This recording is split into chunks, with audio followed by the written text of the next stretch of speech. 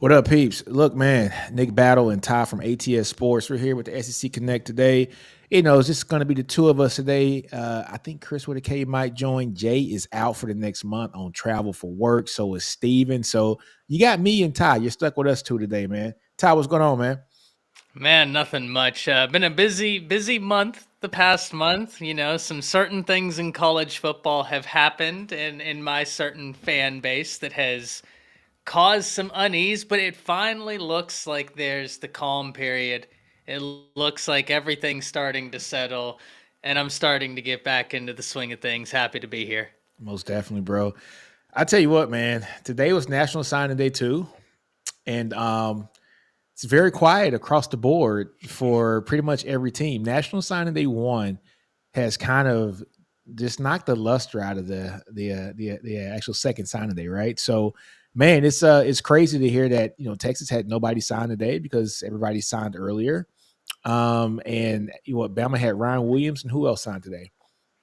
Ryan Williams, Noah Carter, and then you had a series of preferred walk-ons. So you had Yeah, an Anderson Green, you had a Tucker Cornelius, and you had a Jay Williams. But outside of that, you had Noah Carter, four-star edge, who I don't know if we've talked about him, oh yeah, we talked about him. He's sick. but He's a he, kid from he is Arizona, right? yeah, he's really fun. I'm excited for him. There's also three-star Quentin Reese. Really excited about his game, and then it goes without saying Ryan Williams. Yeah, it's gonna be interesting, man. It's just crazy to have. This was like the big day, folks. Like 2-3 years ago, for folks who don't follow college football, National Signing Day was February, and it was people take off work to kind of follow all the signings that were going to happen or not happen. And just the first National Signing Day is kind of taking all of the luster, from it. So having that not be the day just seems kind of weird over the last 3 or 4 years. But man, it's going to be a crazy offseason, man. Texas OU going to the SEC. Saban is gone. Bama has a new coach. Auburn looks like they're trying to compete. They're getting in, really heavy when it comes to the NIL efforts. Um, Ole Miss is stacked up pretty well. This is their do or die year right now. Lane Kiffin's trolling everybody right now. That's another thing. Um, there's a lot of storylines here, in the SEC. Georgia is always reloading as well. But Ty, one thing I want to talk about, man. I don't think last time we talked about this. Caleb Downs going to Ohio State, right?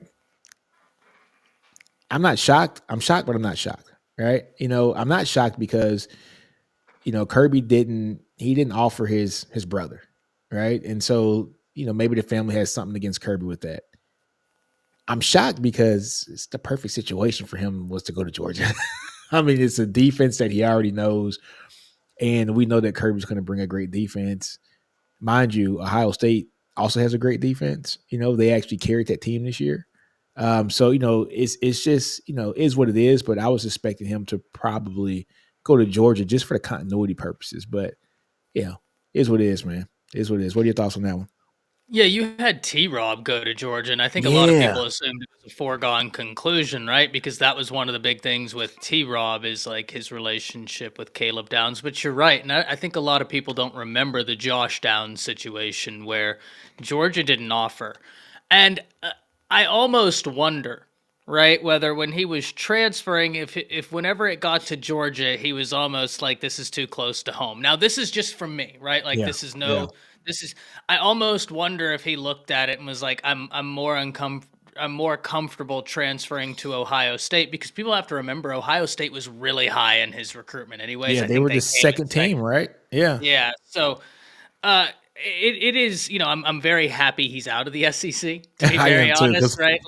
Like we playing week 7 or week 6. because So my like Caleb was sick as a true freshman. What he's going to be as a sophomore, just through natural growth. I mean, I'm this I'm is gonna be very crazy. happy he's not in the SEC. But whenever we look at Alabama, they lost a lot of players, no doubt about it. But I think when we talked about this last time, most of those losses actually came even pre-Saban retiring because Alabama was in a situation where I think 2 or 3 days before Saban retired, they were 12 or 13 over, right? Yeah. They're just now sitting at 80. Um, and you've lost some talented pieces, but most of the big losses have all come from one area, and it's the secondary. When you really look at it, right in between Kite, in between Amos, in between Caleb Downs, Des Ricks, that hurts. Yeah. Now it really helps that, as I've dubbed it, Saban's parting gift to Alabama is 3 5-star defensive backs in the class of 2024 that have all talked about how they're locked in. Not many teams get to look at a situation where they're like, hey, we have some questions at depth, but what do we have to answer those questions at depth? Three brand new 5-star corners along with, a bunch of other blue chip. So listen, it's one of those things where I feel like the death of Bama was somewhat exaggerated in terms of, I think people are assumed Bama was what LSU was. You remember when LSU had like 40 scholarships or something like that? Bama Yeah. was always at like 77, 78. So it was always like, this is not good, but like this could be a lot worse. And yeah, losing Caleb hurts. Losing the secondary hurts, but let's be honest, if you're going to lose someone, it makes sense that it's going to be out the secondary when now there's no Yeah. T-Rob. Now there's no Nick Saban. Like, Yeah. Which is a I specialty, right? So, get it. yeah. Yeah, I get it. It's like if Sark left, pretty much every quarterback that was committed was probably going to jump too. You know what I'm saying? It Wide just is what it is. receivers, running backs. It's just like, Yeah. yeah, offense is his MO. It makes sense, right? Yeah. Yeah. You know what I'm saying? Exactly. Exactly. But yeah, man, so just talking about that, man, I want to talk about Lane Kiffin, man. Lane. Lane's a funny guy. All right. I, I mean, I he's a really like him. I do. I think Lane is good for college football. But this is the year, Ty. This is the no kidding year. They gotta get it done. Like Oh yeah. these guys are here for like a 1 year rental, basically. Some maybe 2 years, but Lane has stacked the cupboard so much this year that anything less than I'm gonna say it. I mean, for him, it would have to be anything less than a championship for Lane would be unsettling. But I shouldn't say that because that fan base is not expecting a championship because they haven't had one before in a while. And also, Lane has to shore up the trenches. Now, I know he got two guys from the portal for his line, but the trench work for Lane Kiffin has been what's been lacking for his team. And I think that's why he can't get that signature win, right? He doesn't have a signature win. That's one thing that we always talk about. At least with Franklin up at Penn State, we can say he's beat Ohio State before and he's beat Michigan before. But I think him and Lane are the same kind of coach. But Lane hasn't beaten anybody yet. Does that change this year? And before I go in and answer this, it is interesting because there's another coach I want to talk about. And we'll do so after Lane, no doubt about it. But it's interesting because I was going to draw a natural comparison between the two. It's almost like Ryan Day. Yeah. But Ryan Day has at least gotten some big wins to get him to the playoffs, to Been in the put him in, playoffs. Yeah. right? And so, like, fair enough. But you would hope so because they're going to have the opportunity to get some big wins. I mean, let's take a look at this Ole Miss schedule. They started off against Furman, go to MTSU, or no, I'm sorry, not go to. They have Furman, then MTSU, then they go away on the road for Wake Forest, then they come back home for Georgia Southern, and this is when their schedule really starts to ramp up. You have Kentucky after Georgia Southern at home. Now, I don't know how Kentucky's going to be this year. Yes, true. But they've been a solid team. I'm not even going to go as far as to say they're good, right? But they've been solid. Yeah. They have the makings of a team that can hurt you. It's just they haven't put it all together, right? They haven't But done it you yet. look Yeah. at they have talent in different areas where you're like, man, they like a Barian Brown, for instance, right? I mean, if you're a defensive coordinator, you're looking at him thinking, goodness, we have got to bottle that up or he's going to torch us. It just hasn't come together. Then they have South Carolina. I have a lot of intrigue about South Carolina this year. They were really hurting this year, and they don't have Spencer Rattler next year. And he was fantastic for them this year. After South Carolina, they go to LSU, and this is where it starts really, really ramping up. You have LSU, then Oklahoma, Arkansas, Georgia, Florida, and Mississippi State. Lane, if you want a big win, there's the stretch. Better get That's it your done. stretch. Got to get it done. You exit that undefeated, questions answered, right? But that's going to be very difficult because there's a lot of difficult games through that stretch. A lot of difficult games. That's a tough stretch, man. That's tough. Dude, yeah, man, I'm looking at it. So, okay, LSU, then he has a bye week, then Oklahoma, right? And Oklahoma is in Mississippi, so that's going to be a good game. It's going to be a great game. After Oklahoma, Arkansas, I don't expect much from Arkansas next year. I just don't. I But don't. it is in Arkansas. But then he goes back home to Mississippi and faces Georgia.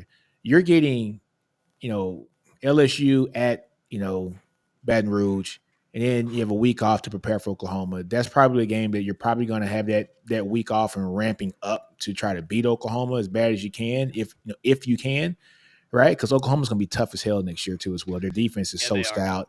I think I like Jackson Arnold. I don't care what he did in the bowl game. I still think Arnold's going to be a very good quarterback. He should beat the brakes off of Arkansas. But you got Oklahoma and Georgia coming to your house. You got to get one of those two. You got to get one of those two. If you go winless in those two, it's like, what was the whole offseason for him? Going and stacking up players and getting the Walter Nolans and going and getting everybody.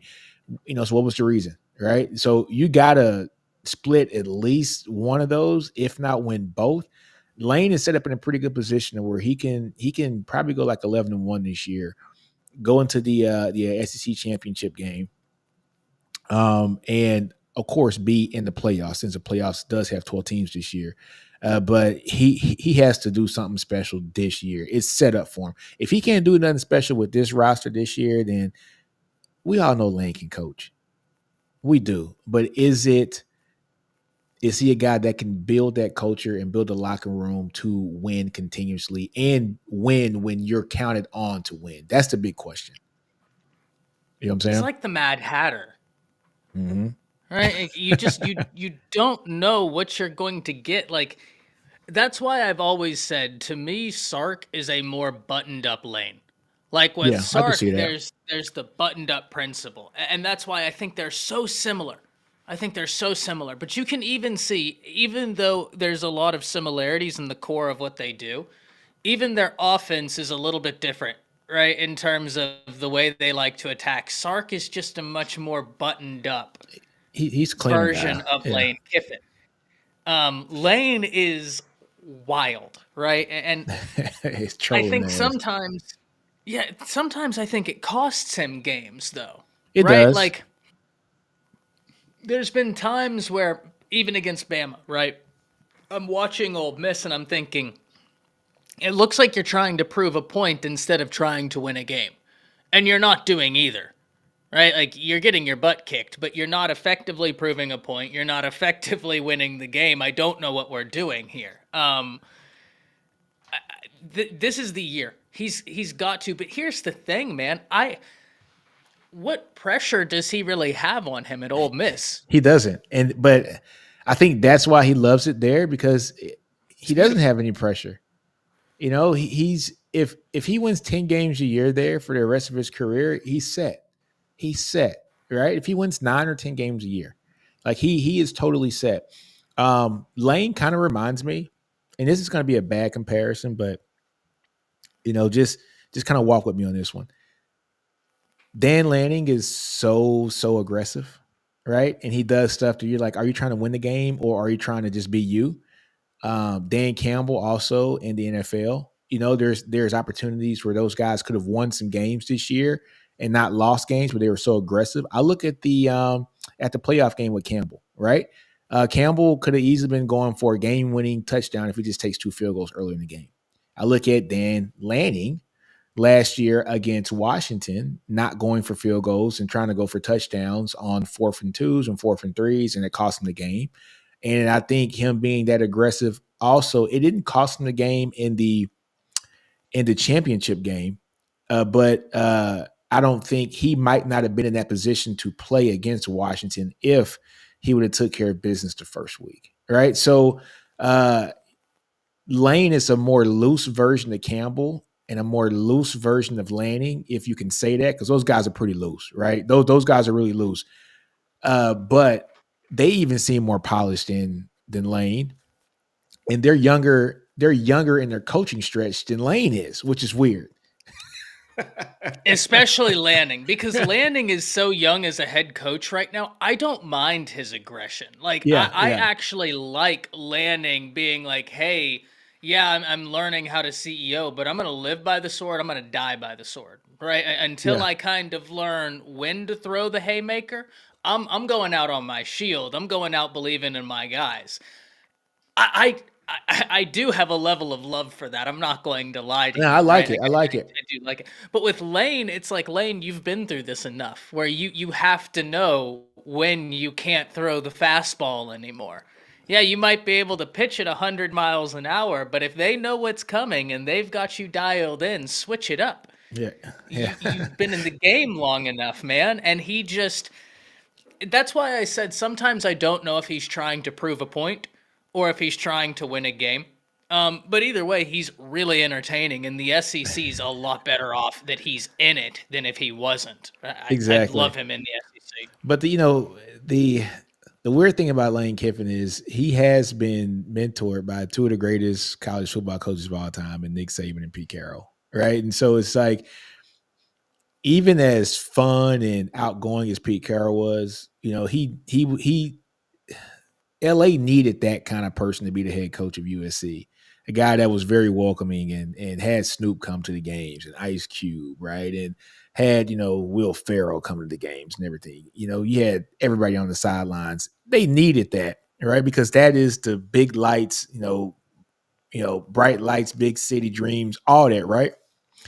And Nick Saban is your more button-up guy who comes down to Alabama, is very conservative, and you don't want all that in the sidelines, yada yada. So Lane has seen the best of both worlds, and so you would think he would be able to uh, kind of mold some of the things that he's learned from Saban, and also some of the stuff that he's learned from Pete Carroll. But hey, it is what it is. I actually kind of like it because he's just being himself. All right, so he's being I agree. himself whether he wins or not, but it's just you want to see Lane do really well. I want to see him get that signature win. I want to see what he's going to do. I want to see what antics he's going to pull if he beats Alabama next year or beats a They don't play Georgia Bama next year. next Oh year, yeah, but if yeah, they beat yeah. Georgia, Yeah, yeah. Like I want to see what Lane's going to do. Like that's must see TV, right? He's going to overshadow the win. Like I want to see what he'll do if they do beat Georgia. But yeah, that's the thing about Lane, man. He's been in here for a while. He's been, mentored by two of the greatest of all time. And it's like he just can't get right. But I still love it though. I still love it. did you read the little article that ESPN had about Saban? Whenever he would call Lane Kiffin, he'd call him PJ Funny Bunny. The Nah. I didn't see that spoil. one. So apparently there's this children's book, and there's this character in the children's book called PJ Funny Bunny. And PJ Funny Bunny apparently is a spoiled rabbit who goes around causing chaos everywhere he goes. And so Nick would get mad at Lane Kiffin because Lane would be doing something and Nick would yell at him. He'd go, "You're that damn bunny from the book. You're PJ Funny Bunny. You're spoiled and you go around causing chaos." And I thought about it and I was like, that's That's so Lane. accurate. He's the spoiled bunny who goes around causing chaos, and I love it. I So, do. so Mars Jams has the perfect statement. Lane reminds me of Mike Gundy. And totally see that. I totally I, see I, that. I He, get it. he's a more buttoned up Mike Gundy. Well, he's like, it's crazy because they're very different, but at the same They're time, so I similar. very much well understand the Yeah. comparison, right? Yeah, Like man, I, that is I funny. understand. Well, and then also you have to look. They're in jobs where it's not the sexiest of job.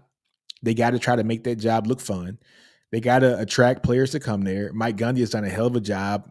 People, 5 years ago, people could easily say that Mike Gundy might have been the best overall coach in that conference because he doesn't get the 4 and the 5-star guys. He's getting 3-star guys, and he's They you recruit know terribly. yeah, but he was kicking ass with 3-star guys and 2-star guys and an occasional 4-star guy.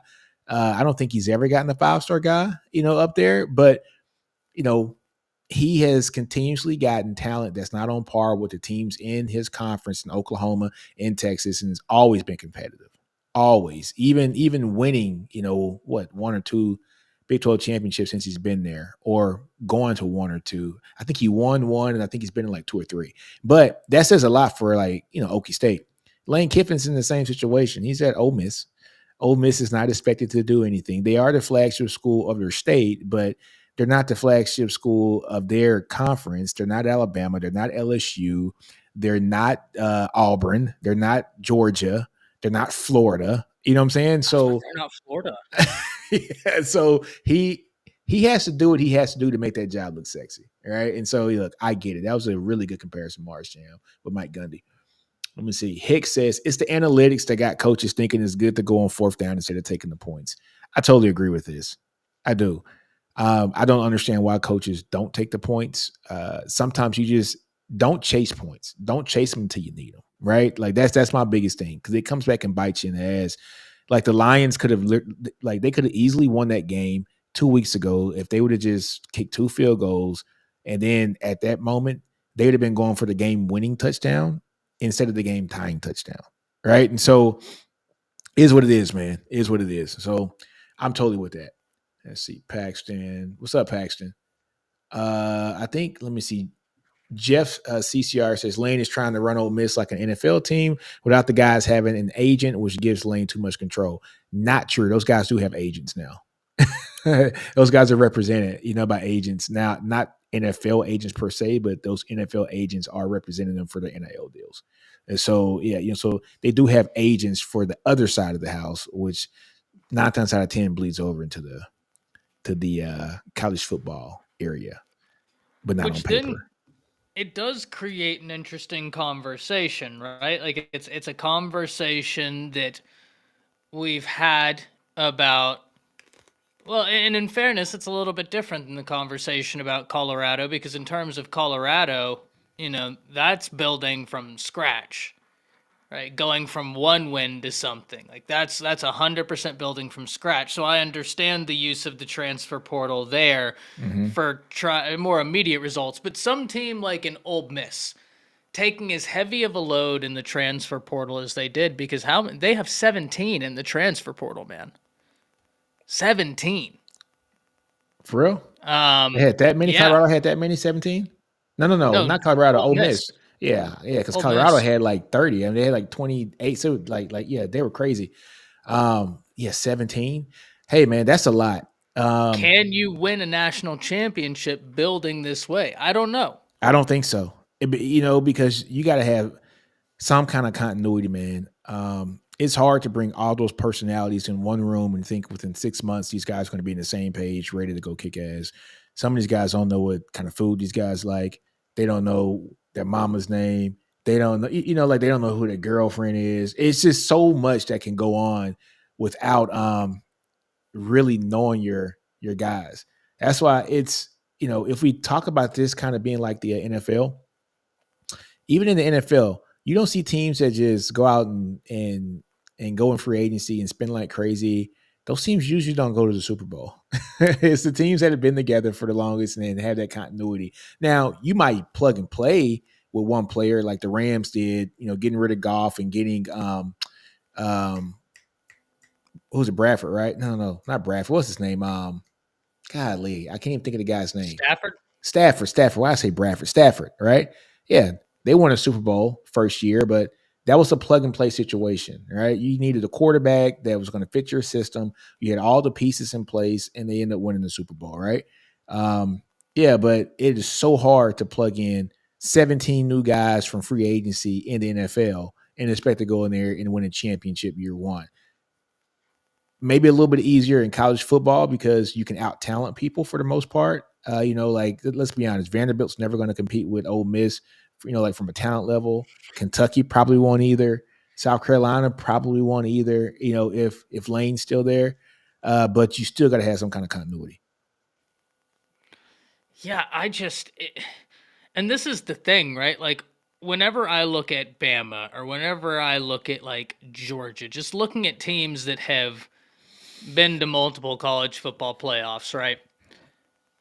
They don't take a lot in the transfer portal. Now that being Mm-mm. said, they recruit at such a high level, they don't have to take, but they're very selective. And it's always made me ask the question like, are you going to be able to put together a roster really quickly and find immediate results? Like, how sustainable is this? I don't know. I don't know. I'm not saying it can't be done. I'm just saying, like, I'm really interested in looking at it. But they get like a Walter Nolan. They got Trey Amos from Dude, they got Alabama, they got and players, dude. They got they're loaded. players. They're loaded. I do want to see what the offensive line is going to be like. I think that's going to be the Yeah. telltale story. All right. I think that losing Junkins was huge. You know, so Junkins going up to the Ohio State, right? That's going to be huge for them too as well. But who's the quarterback this year? Is it still Jackson Dart? Yeah, I think so. I Yeah. mean, look, they got what 8 quarterbacks up there now. I mean, like Lane just Last time I checked, it's ridiculous. yeah, Lane just hoards, like guys. But um, yeah, should be interesting. Jackson Dart is a good player though. You can win with Jackson Dart. Uh, I'm not even worried about Junkins because they had like I think like a good stable last year too as well. That's it's gonna hurt them not having him there. But they got to fix that offensive line first. So I want to see what that line's gonna look like. But look, I'm excited for Lane, man. I'm here for it. We got what 6 more months now until college football hits back up. Uh, but the only crazy thing about this, man, is these guys got to stay healthy too, man. They got to stay healthy throughout the spring and just through the summer too as well. Fall camp is always one injury away from a team not being able to compete. I look at Texas 2 years ago. We go out and get Nair, and he's our wide receiver too, and we have him and X Man, and him and Worthy. And when he got hurt, it threw everything apart. It threw everything apart, right? And so injuries play a huge part, man, especially when you're breaking in new players. And I think Texas at the time they just got Quinn, and Quinn was brand new, and he had his favorite toy in Worthy, but he also had his second favorite toy that was out, right? And so, I think continuity does matter, and we'll see what happens, man. We'll see what happens. Let me see. William03 says, "Don't don't remind me of how long they kick off, folks. Just put some questions in there, man. This is kind of a free talk today. There's nothing going on in football. Me and Ty were talking about that earlier. Like, what the hell are we going to talk about today? National Signing Day 2 is very boring today. Also, it's a free for all talk. This is the dead season of football. I can talk Texas stuff all day long, but you guys want to hear me talk about Texas stuff, and I And don't I want to hear did Ty two talk about hours Alabama. earlier. Yeah, I did 2 hours earlier on Bama football on YouTube Yeah. talking about Alabama this morning. That Oh, was cool. We had Noah Carter call in. oh, did Well, you? not to me, but like Coach Smoot came on there and he called Coach Smoot, and we had him on air talking. That was really cool. Hey, Getting man. to speak to, or I didn't get to speak to him, but getting to hear him talk about the signing and everything. Carter's going to be a bad dude, man. What's he going to play? What, end or tight end? Edge. Okay, They so edge. so Okay. Kyle was talking about how he had heard through the grapevine that Bama really kind of wants him up towards like 250 in terms of weight. Yeah. He's sitting at like 235 right now, 230.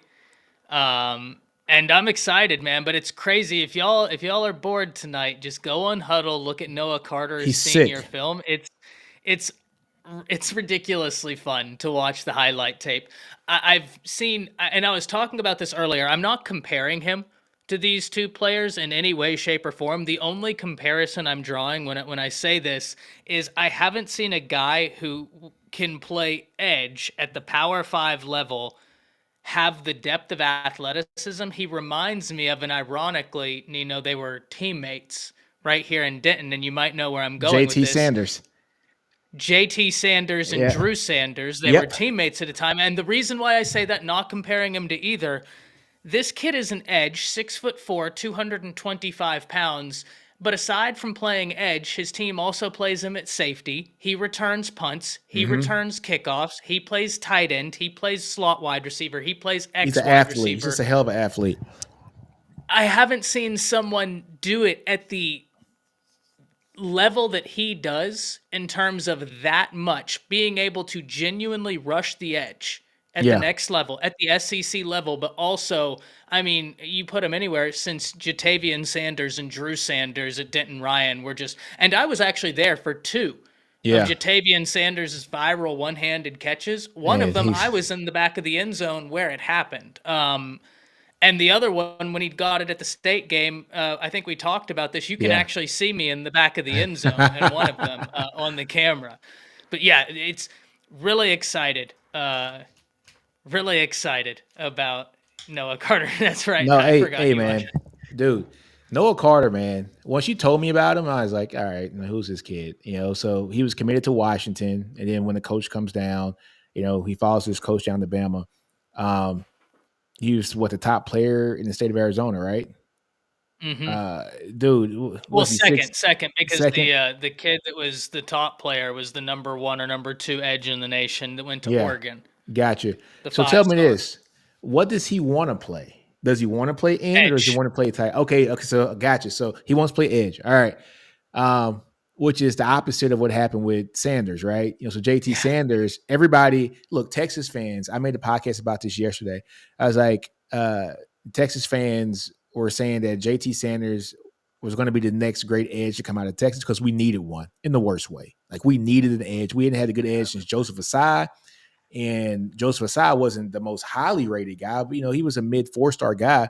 But prior to that, the next highest one was Jackson Jeffcoat, right? And that's 13, 14 years before him, right? When you look at that, we're like, we need an edge in the worst way. JT Sanders fits the bill. He's a guy that's frame is going to bulk up to easily a 255, 260, if not yeah. 270, right? I mean, he has a huge frame on him. But he's like, nah, I want to play tight end, right? Have you And ever so been around him? I haven't. He so you realize he's big. Yeah, but you don't You'll realize how see. big he is. It's different. Yeah, I've been like when I was at Dave Campbell's, I was at the state game for all of the games. So I saw multiple guys who were 4 stars, 5 stars, yeah, huge. He was built different than anybody I think I've ever seen. He was massive. yeah, Like that's why I was just like, buddy, you're college ready now. Like yeah, you can step on a field. It was ridiculous. yeah. So I had a conversation, with a friend of mine who's a big Georgia fan, and so we were talking about, Brock Bowers and JT Sanders, right? And I told him, I said, Brock Bowers, he's the best tight end in college football right now, one of the best we've ever seen in college football history, right? I honestly believe that he's one of the best we've ever seen. Mind you, though, in the NFL, different game. I said, I think Brock Bowers' body is maxed out right now. When I look at Brock Bowers' body, I don't know if I see him packing on another 10 or 15 pounds and still being able to do what he does every game right now. Right. I mean, he's such an athletic freak. And when I look at his body, he looks like he's maxed out. He just does. Right. I can't see 15 more pounds in his body right now. I look at a guy like Mark Andrews, right? Mark Andrews, they have him listed at 256. He's probably bigger than that, right? You know what I'm saying? I think Bowers is at 240 right now. You look at Kittle's 253, somewhere around there. Kelsey's 253, 254, right? And then I see JT Sanders, and I see JT Sanders, he's 242 or something like that now. That's what he's listed at. He's probably bigger than that. But you look at his frame and you say JT Sanders can pack on easy 15 more pounds and still do what he does, right? Like he can carry the weight. And that's my only complaint with Brock Bowers is can he carry an additional 10 to 15 pounds in the league? Because if he can't, he's going to be such a liability on the blocking end, I think, in the NFL. Like off of sheer size purposes alone. And if he's in the game, you know what he's going to do. They're going to release him to go out to be basically a glorified slot, right? And so the mismatch that the defense can put on the field, they already kind of know they already kind of know what the cards are, right? And so they can try to make the best mismatches possible. That's my only thing with Brock Bowers, but it's all about teams, right? It's all team dependent. I don't care how talented somebody is. If they don't get with the right fit and the right team, it's not going to work. Oh, You know what I'm saying? If they don't get with the right careers have been quarterback, ruined. Yeah, if Brock Bowers goes to the Miami Dolphins, everything I just said, just throw it in the trash. Okay. Yeah, honestly. No, that would be sick. Him in it. Oh my god. But it's not going to happen because he'd be a top 5 pick. I mean, no, a top 10 pick, right? Um, but yeah, it's just all depending on the team that he goes to and the quarterback he has. But he's so athletic, he's so quick. Um, his lateral movement is so great for a guy that size. But at 240, 285 pound or 280 pound guy is going to blow you up. And I want to see also how long are these guys' arms, right? Because when you are a tight end and you're playing, on the edge on the right or on the left, you're basically an extension of that left tackle or that right tackle. How long are your arms to keep a big, strong defensive end or edge out of the backfield? You got to have some long ass arms to that. So I want to see how these guys' arms are too. Sounds weird, right, folks? I know it sounds weird, but I want to see how long their arms are because that's going to tell me a lot when it comes to blocking as well. No, and here's the thing. I don't know if you remember this, but you have a great point here because a few years ago, Cole Kubelik was at an Alabama game, and they were talking about Will Anderson and how hard it was. I saw this earlier and nearly lost it. Boomers in here trolling as always, and I just love it. Um, but they were talking about Will Anderson's arm length and how hard it was to block him. And Cole Kubelik was like, "I played in the NFL," and he's like, "This is." He handed someone a stick, and he said, "Hold it here." Uh-huh. And if you hold it here and out, that's like how long Will Anderson's arms are. Yeah. And he was making the point. He's like, this kid's in college. I think it was Will Anderson's sophomore year. He's like, he's a sophomore in college, and I couldn't touch him if we were both standing across from each other. I played in the NFL. Yeah. He's like, he would be already driving me, and I wouldn't be able to get my To do hands on anything. him Nothing. to do Yeah. anything. And if that's, I'll put it like this: if you're light and you don't have long arms, and you have to go up against a guy like Will Anderson or any of these NFL Yeah, edges, or they're looking Miles their chalk. Garrett, Miles Oh, Garrett, good or God, yeah, a Micah Parsons or Bosa, either one of the Bosas, Watt.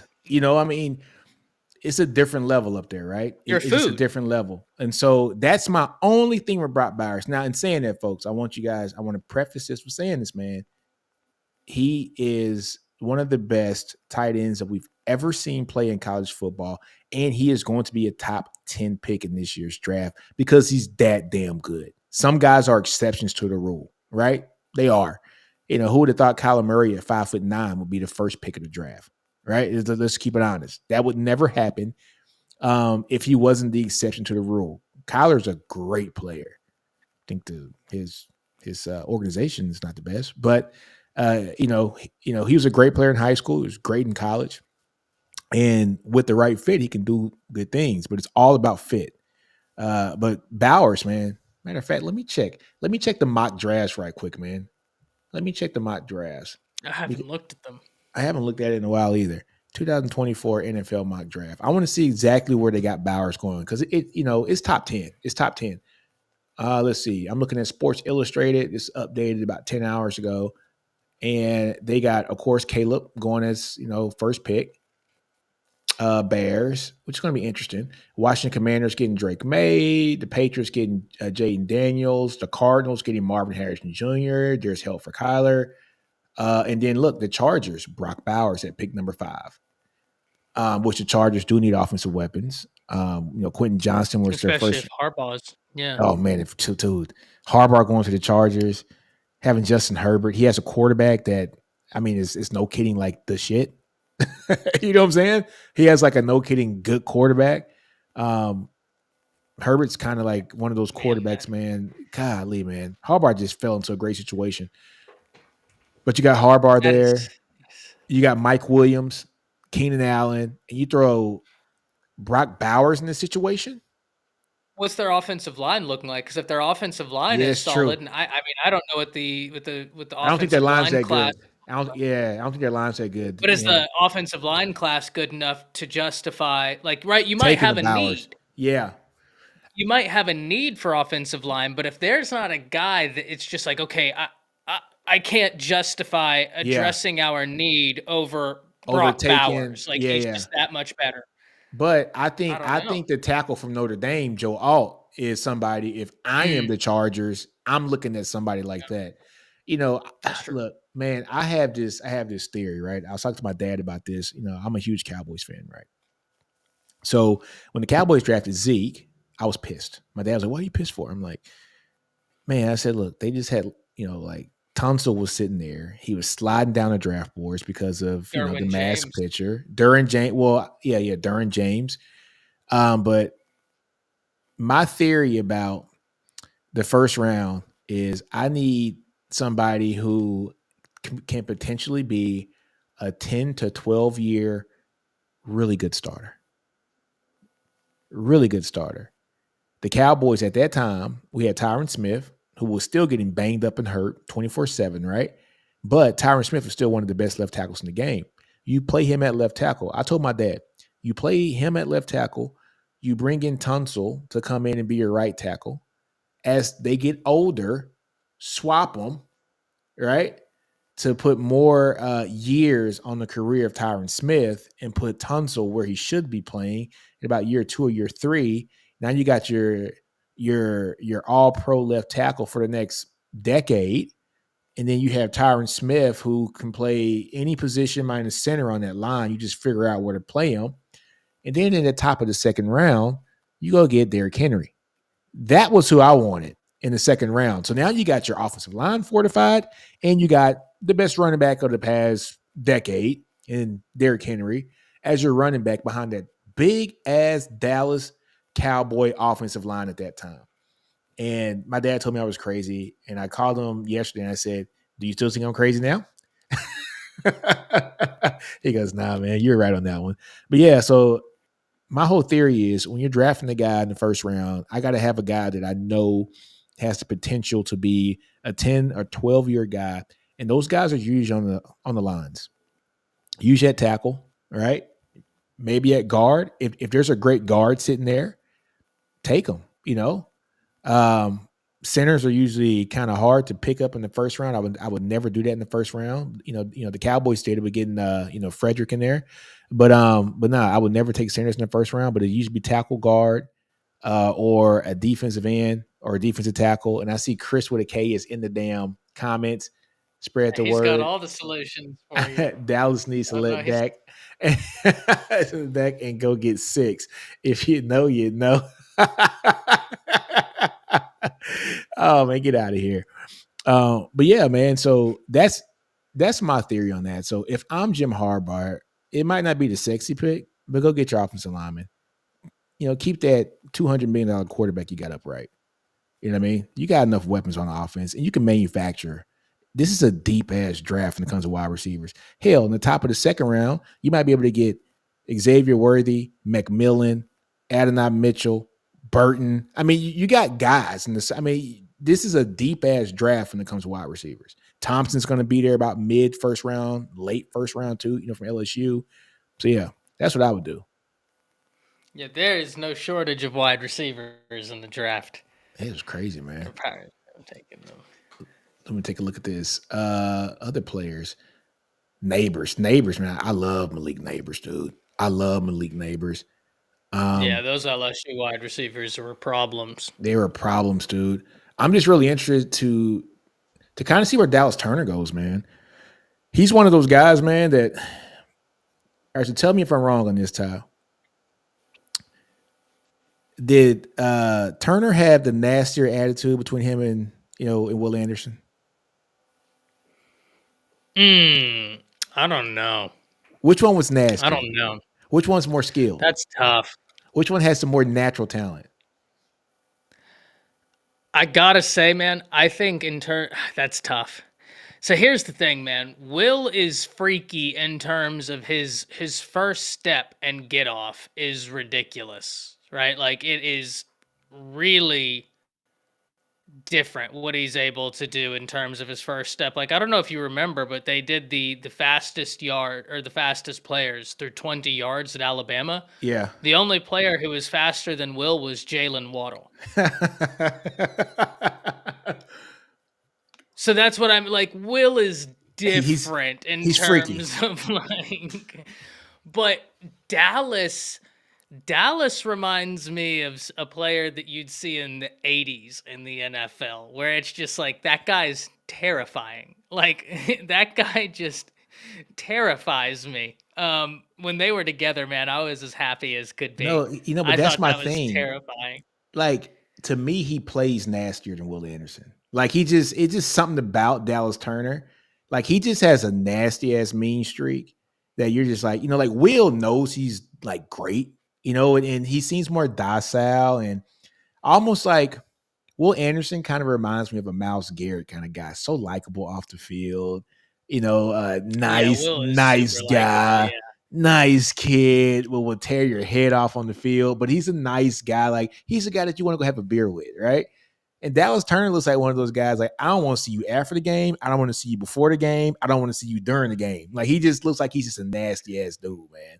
And so, so that's why I brought that up. But yeah, Will is super talented. He went to high I think school. Dallas is going to do very well in the NFL. Yeah, I I think do he's too. suited for the NFL, man. My Yeah, God. but that's what I'm getting at. I think he's suited to play in the NFL. I just think he just has a different mentality to me. He's an NFL player playing at Bama. You could tell, he's an NFL guy.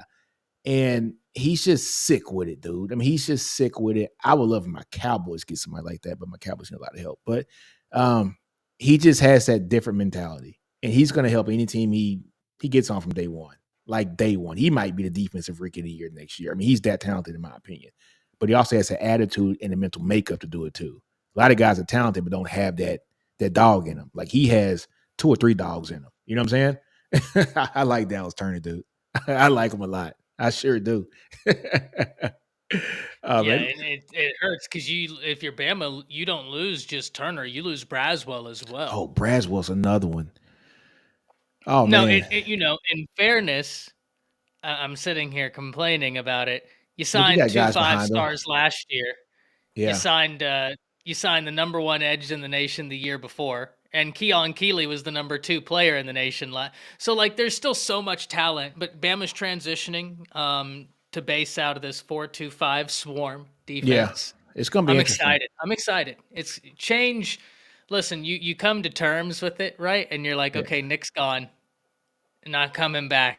yeah. Now it's just time Change to is here. You do got what to you got ride to with do. it. Yep, exactly. Um, I want to talk about just like the defensive tackles for a minute. I'm a Texas guy. A lot of people, man. Look, I said this during the Texas, draft class, that me and John have every year where we draft, players from the team and we kind of make our own team. And like, I drafted Byron Murphy as like, I think like a top 2 or 3 pick. And I told John, I said, Byron Murphy, in my opinion, is the all around best player on this team. I don't think it's close. And people are like, what? And I said, you guys will see. Now, of course, Sweat got all the pub, 362 pounds, wins the Outland Trophy. Byron Murphy is the one who was slotted to go high in the first round. I've seen some mocks have him go like the 8th pick or so, but it looks like he's kind of selling like that 15 to 20 range. And he's supposed to be the first guy taken off the board, like from Texas. That, like, he's a guy that, when I talk about Dallas Turner and Will Anderson, Dallas has just the skill, right? No, I'm sorry. Will has the skill. He's so talented. He's one of those guys, lovable, likable. You want to laugh with him. And Dallas seems like he's going to be a guy that's just going to kick ass on Sundays, right? And I think that's the same thing when I look at a guy like Byron Murphy. He looks like a guy that I don't want to mess with. You know what I mean? I don't want to talk to him before, after, or during the game. I just get on the bus and leave.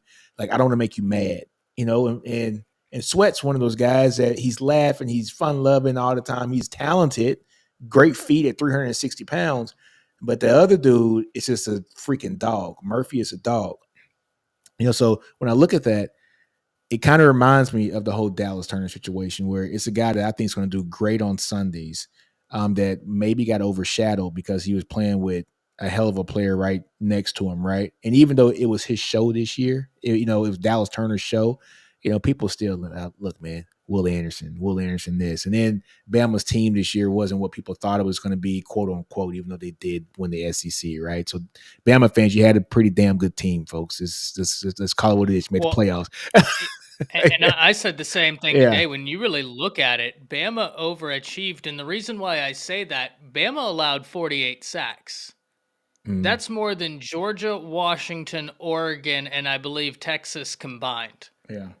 You won the SEC and went to a playoff game and took Michigan to overtime when you allowed 48 sacks on the year. You shouldn't, like, Yeah. traditional reason would say you're not getting to the playoffs, buddy, if you allow nearly 50 sacks. Like, you're going to have a bad time. It was a great season, all things considered. Yeah. Yeah. Hold on. So Chris asked a question. Does Murphy go before Sweat? Yes. I He's think going so. before Sweat. Yeah. He's going before Sweat. I mean, he's a guy that can hit the gaps a lot better than Sweat. Sweat's they're two different players. Sweat's gonna eat up space and clog space, be athletic, and get in the backfield really good. But Murphy is one of those guys that's going to apply a lot of pressure, hit gaps, and get sacks too with his, and he can stop the run too as well. And his leverage is great. I mean, his leverage is so good at what he's only 6', 6'1", but he's 310 pounds, 315 pounds, and he's fast as hell. And he's a thick dude, right? So, yeah, man, he'll be the first one taken out of those two, in my opinion.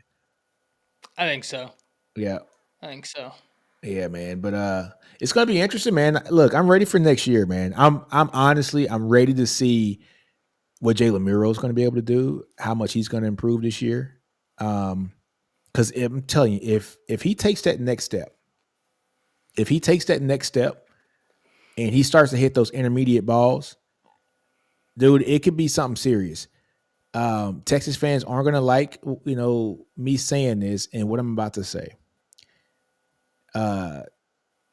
In 2004, in the 2004 season, we had this guy named Vince Young, right? And we barely won. Oh, the team went 11-1 that year, and they went to the Rose Bowl and beat Michigan that year. To finish 12-1. And Texas wasn't blowing people out in that 2004 season. They were getting by. They were winning here, winning there. They had one loss against OU. It was 12-0, right? They barely got a win here, won by 2 points here, won by 7 points here, won by 4 points, won by 6, right? The next year, when VY figured it out, it was lights out. And they killed everybody going into the championship game, where we had the greatest championship game probably all time, right? Or one of. What Tough to Milrow, argue any game over it. yeah, what Milrow has done this year, basically learning how to be a college quarterback on the fly this year. I'm not saying I'm seeing it happening next year. I hope it doesn't happen because I want Texas to do like good things. But it's very, very similar in my opinion. He was learning on the fly. He did great things. You guys were eking out wins, getting wins. Like you were getting by. You weren't killing everybody, but the games you were winning, you guys were getting by. Win by a touchdown here, win by 14 here, win by 10, win by 2, win by the 4th and 31 play, right? Great season, win the SEC. Next year, with that confidence that Milrow got from this year, it's going to be special next year. I'm telling you, it's going to be special. Even with a new coach, it's going to be special. I was Well, telling I my also wife. think the new coach helps. Yeah, it does. It does because he's going to get the ball out quicker. He's a better offensive mind than Tommy Reese ever was. He's gonna call better offenses to fit the talents that Milrow has. We saw what he did with a guy like Penix. And of course he had 2 or 3 years with Penix, right? So it's a little bit different. But I think Milrow is a smart kid. He's gonna pick this up real quick, and it's gonna be dangerous. Bama's gonna be dangerous this year. I think Bama got the hire right, man. I like Kalen DeBoer. You know what I'm saying? He's a great coach. It's the right hire. It's hard to follow up Nick Saban, but if anybody can do it, I think he is going to be a great candidate. And then you have your quarterback in place. That's the hardest part, right? It's the quarterback, right? Usually when you have a brand new coaching staff that comes in, that quarterback, he leaves. right? But you got an offensive mind coming in. Like Jalen is in it until the end. I'm telling you, man, it's gonna be scary. It's gonna be scary, bro. I'm glad we ain't playing out this year. I'm Well, glad. yeah, and this year's gonna be fun, but man, I'm just. And it's also one of those things where there was no good time for Saban to retire, and I'm speaking from a Bama fan here, right? There was Yeah, no good time for him to retire as a Bama fan, but if he was ever going to retire, it's probably this was the year because if you think about it, the 12-team playoff starts next year. it's So perfect. college football almost starts a new chapter next year, and Alabama gets to start that chapter anew, right, with the rest of college football. And I do find that in some ways to be almost poetic, right? Like it's like, okay, it's a perfect time. But DeBoer, I think it's as good of a hire as you were going to make. I mean, how many names out there were genuinely just Kirby's not leaving Georgia. Hell That's no, his alma mater, he's right? not And like he's leaving. got a good thing going.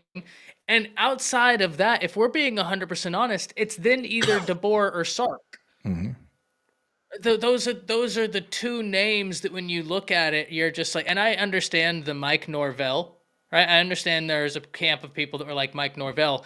I like DeBoer because I just think he's a winner, and that's not Yeah, to say Norvell isn't.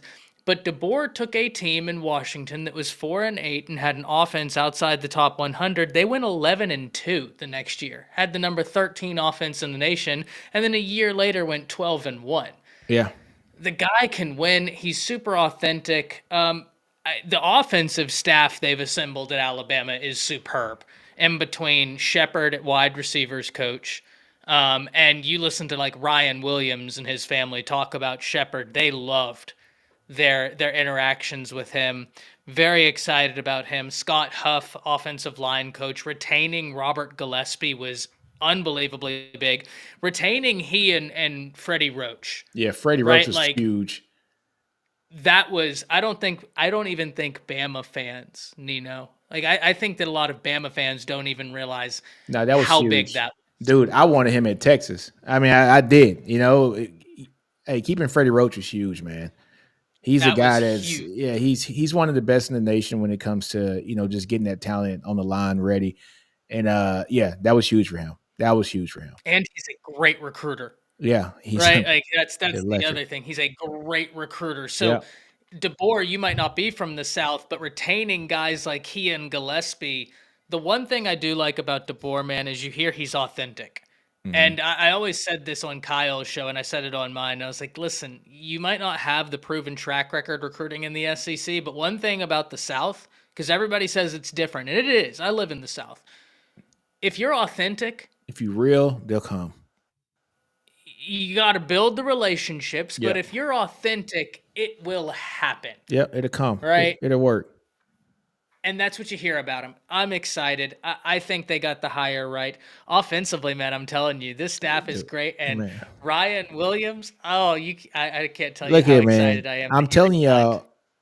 I told my wife when they got Milrow, because people, Milrow was at Texas. He committed to Texas. Texas got Quinn Ewers, and he left and he decommitted and went to Bama. And I told my wife, she was like, "Who's this Milrow kid?" I said, "He's special." And I was like, "He's electric. He's special." I said, "But he's a guy that you got to give him some time. He's not going to be special year one. He's not going to be like Jalen, like Hurts. I mean, or Hurts came in year one and he had that stacked team around him. He did great things. So I said he's going to need some time because he has to refine a bunch of stuff. But I said, this kid's special, bro. I told her, I said, hey, this kid's special. He's special with his legs, and his legs are going to open up a lot of stuff for him in the passing game if the coordinator's right. He has the coordinator right now. He has the coordinator right now. And so it's going to be interesting, man. It's going to be special. Now it's just getting that offensive line Bama's right. and you hit the nail on the head. That's what it is. Now, if we're talking about the offensive line, they did get Parker Brailsford out the Yeah, transfer I portal. saw that one, He was graded as the top returning center in the nation for which is great. 2024. He was the number 2 center in the nation in 2023 from Washington. He's great. The problem is now you have to replace both tackles. Yeah, because Latham's gone. That Who else? sucks. Oh, and Lathan then and and Proctor Proctor hit the going to portal and went Iowa. back to Yeah, yeah, Iowa, and then he self snitched, yeah. and He now they did. He had did, and they had to report it. You saw that? They had to report it. Yeah, come on, man. He couldn't even remember not to snitch in himself. So he didn't remember calls. I was like, when he said that, I was just like, buddy, come on, man. It's like, dude, You you gotta can't know say better than that. that. That was funny, dude. That was he. No, I do think that he's going to end up being a great. As many issues as we had at left tackle this year, and it was one of those things where he'd have moments where he was phenomenal, and then he'd have moments where it looked like he was a true freshman, and he was. He's going to be a hell of a player for He is, Iowa. man. They He is. they got one. He's going to be a hell of Offensive a player. line's hard. Left tackle might be the hardest position to play in Whoa. football.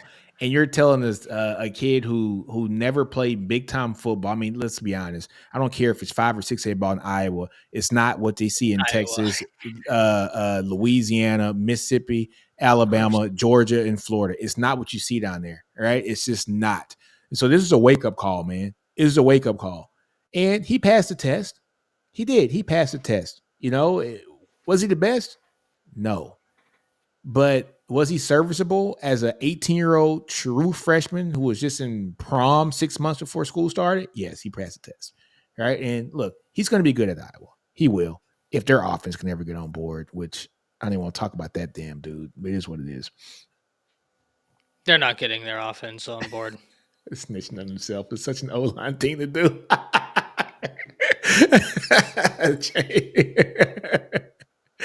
Okay. Mars Jam says SEC coach rankings. All right. We'll do this and then we'll head on out because we've been on for an hour. It's got to be Kirby number one. Easy, right?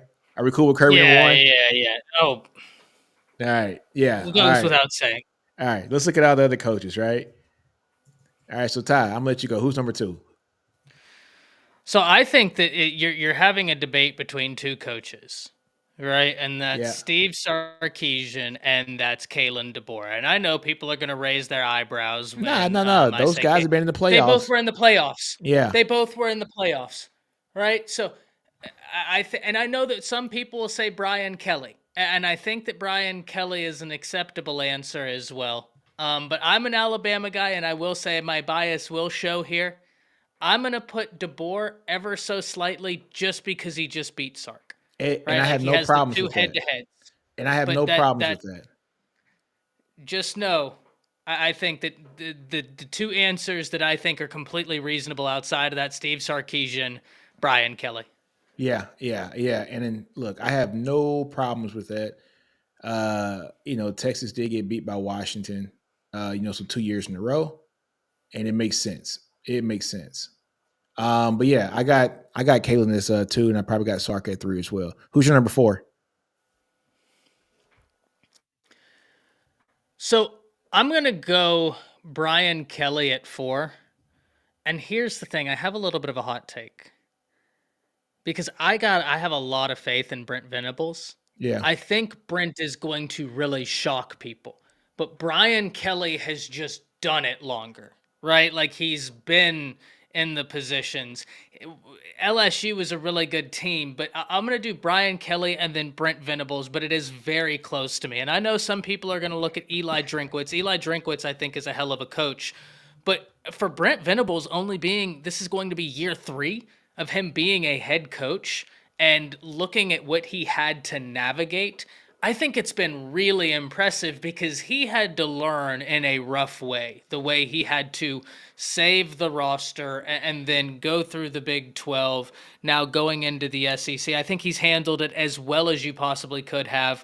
But I think Brian Kelly, I'm just going to have him ever so slightly edge him out for number 4, and then I'd have Brent Venables at number 5. That's interesting. I got Brian Kelly at 4. I got him at 4. BV at 5. That's interesting. I'm trying to think, like, who would I put above him? If I didn't have BV at 5. I don't think there's. I wouldn't put Billy. I wouldn't put him down there from Florida. I wouldn't do Beamer, not at all. No Kentucky, no Stoops, right? No Vanderbilt, of course. You have Uh, Lane, but like, I just don't know, man. I no, I think BV's more serious than I Lane. do too. I do too. And so, I gotta put BV above Lane because I think when times get tough, he's gonna fall back on his principles and he's not gonna run with emotion. He's gonna run with good coaching. You know what I'm saying? So yeah, look, I'm down with that. I can even make a case to put BV over, Brian Kelly. But Brian Kelly has done it so much longer, right? He's just done it so much longer. He's proven in his first year in college football. Well, I'm sorry, his first year in the SEC, he beat Saban, right? So I can ride with BK first, BV second, and then I would go Lane Kiffin. How about you? Yeah, yeah, yeah. Kiffin, and then I got to see with Drinkwitz one more year, and I know that's very unfair to Drinkwitz, Yeah. considering I had you on the hot seat a year ago. I'm sorry about that, by the way. Right, I'm sorry, but I'm not the only one that had you on the hot seat. There's that. Uh, but he had a hell of a year. I just have to see if it continues. I'd probably have Lane, and then I would have Drinkwitz. I have questions about. I think Levy's a great offensive coordinator. We're going to see about a head coach, right? We're going to see about a head coach. I look at Florida with Napier, and I think Florida made a real big mistake whenever they did their rebuild in year two, as opposed to trying and do it in year one. I think that is a major detriment. Then when I look, Beamer, I think he's a really good coach, but I don't know that I'd put him over Drinkwitz, right? So yeah, I think after Lane, I'd probably put Drinkwitz. Okay. Drinkwitz. Hmm. I might have to agree with you on that, man. Because look, I'm trying to go through the names right now. I'm just thinking like I like Drinkwitz. He had a good season this year too. I think Drinkwitz might. Had a great season. Yeah, he had a great season. I think he might be set up for more long term success than Lane is because I think he's building it right. What do you think about that?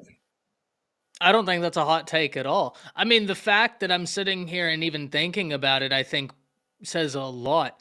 If they go out there, if he goes out there and wins 9 or 10 games this year, we're going to Yeah, have to really consider where he sits on this because exactly. that's a successful season. I mean, Missouri is a team to watch, but I'd probably put Drinkwitz just under Lane right now. Yeah, And this is where it gets interesting. Whenever you get, I'd probably put Beamer after that.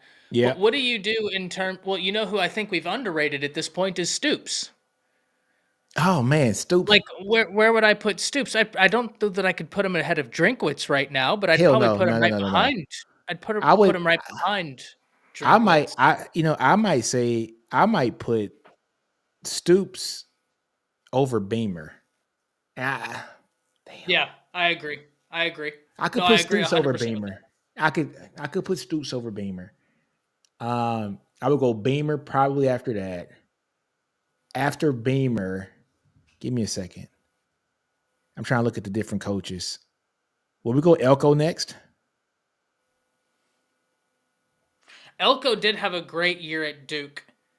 Yeah, that's hard to He do. had a really good year at Duke. I'll give you Elko. Yeah, I People can are see saying Elko. Heupel. Oh shit, we Corey forgot about Corey Heupel, man. Heupel. Oh man, hold on. How did I forget Heupel?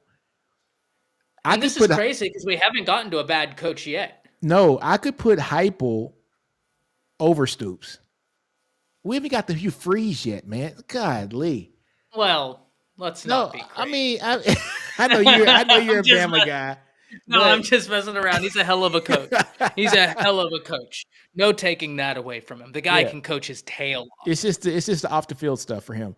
Um, No, you're right though. Like he'd have to be. I'm not gonna lie. I'd have to put Hugh higher than we've already gotten. I have to. I think he's that good as a I coach. would probably put Heupel. I'm sorry, Chris. I'm gonna have to say this. I would probably put Heupel damn above Lane and probably above BV. I can't believe I forgot Heupel. I think Heupel's a hell of a coach. I do. I think Heupel's a hell of a coach. I look at and I see what Heupel did this year, and he didn't even have a quarterback that he won 8 games in spite of his quarterback, right? The defense really improved, which was Yes. crazy to see. Like, So this is what gets me with Heupel, right?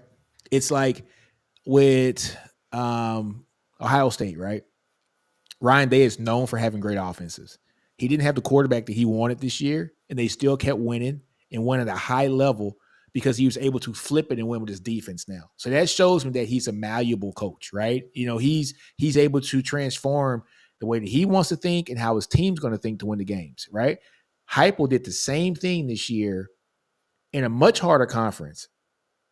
Having Joe Milton, that Chris with a K has been saying he's not that guy for the last 2.5 years, right? and he And was he was right. right, right? So he was able to do that with Joe Milton in a hell of a defense. That defense was something else this year, man.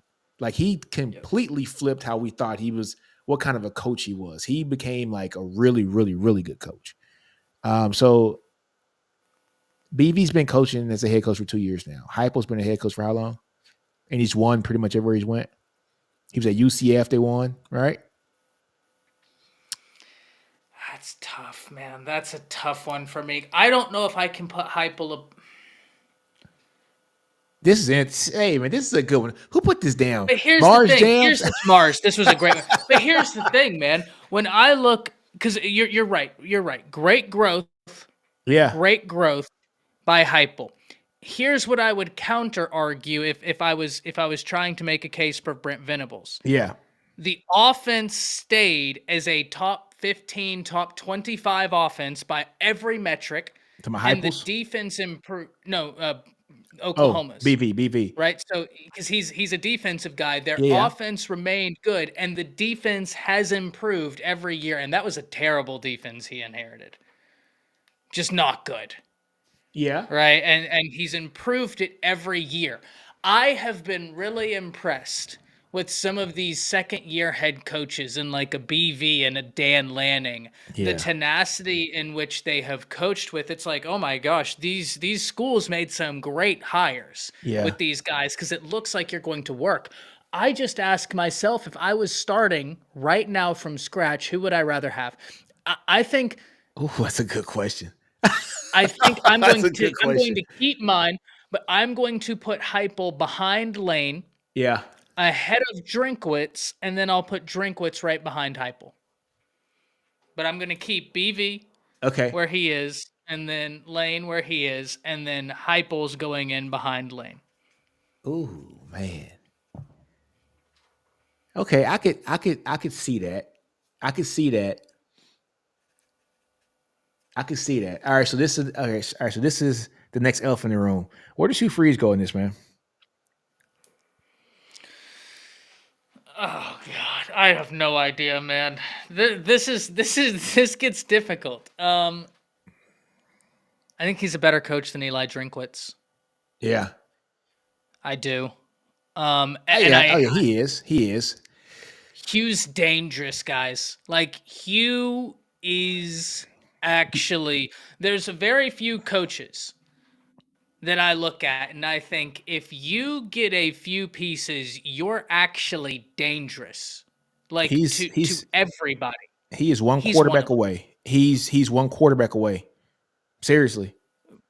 From being a thorn in the side of every name on Yeah. this list.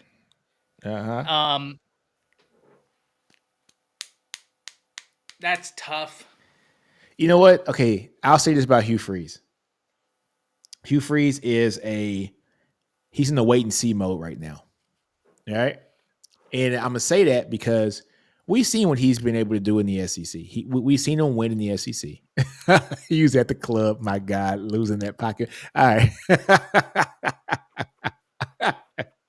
We've seen what he can do when he was at Ole Miss, right? And he's won at Liberty. He's won everywhere he's went, right? People are I think are hung up on the character stuff, which they should be. I get it. But he's in the wait and see mode now because he hasn't done great things yet at Auburn. He's been there 2 years now, right? To 2 years? Oh yeah, just one. Next year is going to be the year. That's why it's a wait and see mode. What he does next year is going to And they show had me. terrible quarterback play at Auburn. I know what we see next year. Who's the quarterback next year? They're not bringing Peyton Thorne back out, are they? He's still there, right? Yeah. Yeah. But they did get a kid in high school that I really like. He played in the All-American game. He was dropping dimes in the All-American game. But That being said, I don't think you it's ever a try true and freshman. Yeah. exactly. You beat me to the punch, right? You never Yeah. roll it all in on a true freshman unless Nah. they're like They got to the be guy. special. They got to be special. You know what I mean? Like If Caleb Florida was Williams telling coming me in. DJ Lagway, right? Yeah, I'd be like, yeah, okay, yeah, okay. yeah. I'm with you on Hugh Freeze. After Hugh Freeze, man, he's in the. I won't. He's one of those guys I can't rank right now. Like I got to get one more. I got to get 1 year because That's fair. I think next year we're going to see exactly what this team is going to be made of. They had a lot of close games this year, man. Like they weren't losing. They weren't getting blown out. I mean, they had a lot of close games this year. So what's the old adage? You lose by a little, then you start to win by a little. Then after that, you win by a lot, right? They were losing by a little this year. I don't think they got blown out a lot this year, right? Now, mind you, they did get beat by who they pay. Was it Arizona Northwestern State or something like that? New Mexico State came in there and beat them, right? They paid $1.8 That was million dollars to get their ass beat. yeah. That But it happens. It happens, right? This is first year. But next year, I think Auburn's going to be onto something next year if they figure out that damn quarterback position. If Peyton Thorne's there, they might be another 75 season. You know what I'm saying? They were 6-6 this year, right? If Peyton Thorne's there, they're 75 next year. But Freeze can coach, man. He can coach, man. and I'm gonna go ahead and give you the list of coaches we haven't slotted in yet, and Yeah, you're yeah, gonna yeah. you're gonna be even madder because this is you. We still Pittman, have we still have Pittman, Beamer, Stoops, Levy, Clark. I can't read my own handwriting on this Elko, last one. It looks like chicken scratch. Elko. That I didn't write Elko, but I'm going to pretend that's what I wrote. Elko and Napier. Okay. All right. All right. Okay. I got the list right here too. I just jotted it down. All right. So we said Beamer, we said Elko, Napier, Pittman, and Clark, right? I'm I, sorry, Clark, but I'm gonna go yeah. ahead and be the guy to pull the trigger on this one. Yeah. Clark, you're number six. You're number 16, man. Oh, no, I'm no, no. sorry. Hey, yo. We didn't say Levy either. Levy. We didn't say Levy. That was Levy. That was Levy. the one my handwriting failed me on. Levy, yeah. I'm still maintaining. I'm sorry about you, Clark. Yeah. Corey says Pittman last. No, no. I got to I don't. Listen, I know that he did not have a good year, Corey, but I like Sam Pittman. So I do just too. because I like the guy, and I don't dislike Clark, but I'm sorry about you, buddy. You're Vanderbilt's terrible. They So are. by And extension, you're going. so look here. Okay, so so Vanderbilt's the last one. All right. I got them at 16. Okay. Underneath Vanderbilt at 15, I got Levy. Okay. Because he hasn't proven Yeah, he's just not a head unproven. coach, right? Unproven. He's, after that, I got I hate to say it. Billy Napier, Sunbelt Billy. I think you could go Billy Napier. I also think that's where you could slot in Pittman. Pittman. So I got Pittman right above Napier. Okay. I don't mind but I think that there's a principled discussion to be Yeah. had between those two, however you place it. But Yeah. I do think that's the correct Yeah. And then I correct got list. Beamer above all them. And then I I got got Stoops Elko. above Beamer. Yeah. I got there you go. I got Beamer, Stoops, and then Elko. I think those are if I put it in that way, Clark, Levy, Napier, Pittman, Beamer, Stoops, Elko from 16 down. I like it. I can I live with think that. Yeah. look, I think Elko is going to surprise some people this year. He's got a really good transfer haul, man, and he got a great win today. in terms of everybody had a quiet national signing day, but A&M, hats off to them. You got a huge win Wide for a receiver. player. Yeah. Oh God, He's fast too, he's dude. gonna be He's electric. man. He's gonna be great. I Yeah, was surprised that great win. I was surprised that Terry Bussey was 10 toes down. I mean, he's 10 toes down for them, which is great. What position is he playing? Is he going to play offense or is he going to play defense? You know. I don't either. And But I have no idea. he's one of the most electric athletes you ever see on tape, folks. If you want to It's go a look great at some problem to highlights, have. yeah, man. If you want to go look at some crazy highlights from from a guy like Ty said, go look at Noah Carter first. That kid's a stupid athlete, just stupid, dumb, wicked athletic. And then look at Terry Bussey's tape. Terry Bussey's tape looks like a damn Madden tape, bro. It is stupid the way that he was doing things, man. Even in the state championship game, it was like a man amongst boys on that field, bro. So He's special. he's special. Look, A&M got a great one, not a good one. They got a great one. And listen to his interviews. I want you guys to, yeah, Corey, I got it. Yeah, man, it was 2A, but man, he's legit. I want you guys to go listen to his interviews. Terry Bussey is one of those guys that you put in front of the camera to represent your entire team, your entire, not your team, your entire school, your organization. He is one of those kids, man, that he's really good about himself. He speaks very well. He is just he's just the face of a team. And that's what you want. You want a kid to be the face of your team who's a 5-star. So he brings that 5-star talent and has that 5-star culture in his mind, right? But then also he has been prepped and groomed to be in this position, whether his mother and father have been putting him in front of mirrors and telling him, I mean, or either he's just that seasoned already. Good kid to listen to too, man. I like him. I like him a lot.